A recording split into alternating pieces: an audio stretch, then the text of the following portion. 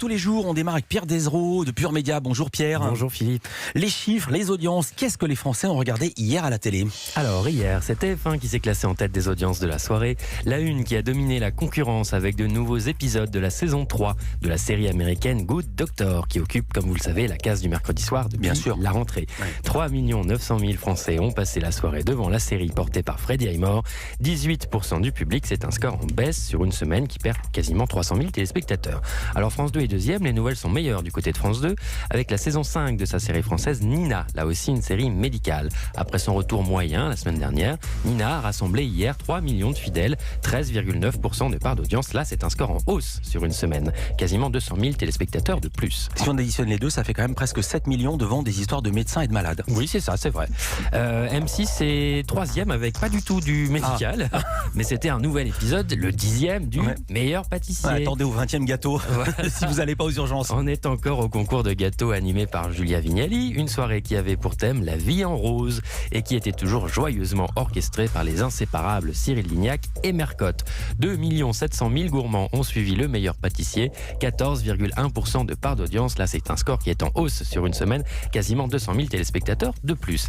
Enfin, au pied du podium, c'est France 3, la 3, qui proposait un nouveau numéro de son magazine patrimonial des racines et des ailes, toujours animé par Carole Gessler.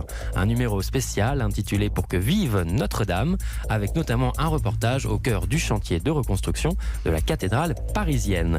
Une thématique qui a passionné 2 300 000 personnes, 10,8% du public. Et c'est un bon score. Pourquoi ? Parce que tout simplement, c'est le record de saison de Des racines et des ailes. Le précédent, c'était 2 millions, je le vois sur la feuille que vous m'avez donnée. Je ne le savais pas de mémoire. Et du côté des autres chaînes, France 4, personne ne dépasse le million, mais France 4 s'en approche avec le film Tuer n'est pas joué de John Glenn, 940 000 téléspectateurs. Enfin, sur d'autres chaînes encore, il y avait une bataille de magazines. Il y a même une bataille d'enquête. Une bataille d'enquête. Alors attendez, voilà, je vais dire les titres, vous allez donner les chiffres. Il y avait enquête sous haute tension, 90 enquêtes et enquête criminelle. Donc si tu es sûr de tomber sur la bonne, c'est que tu es très fort. Voilà, il y avait le choix. Et c'est W9, pas avec le plus joyeux, qui s'en sort le mieux, avec 750 000 téléspectateurs devant enquête criminelle sur le fait divers, l'affaire Menchez. Enquête sous haute tension sur C8 avec Carole Rousseau qui s'intéressait à la face sombre de Paris. Là, ce sont 600 000 téléspectateurs. Et enfin, 90 enquêtes sur TMC avec Tatiana Silva. Le thème, c'était les vols en série de voitures, bijoux et animaux de compagnie.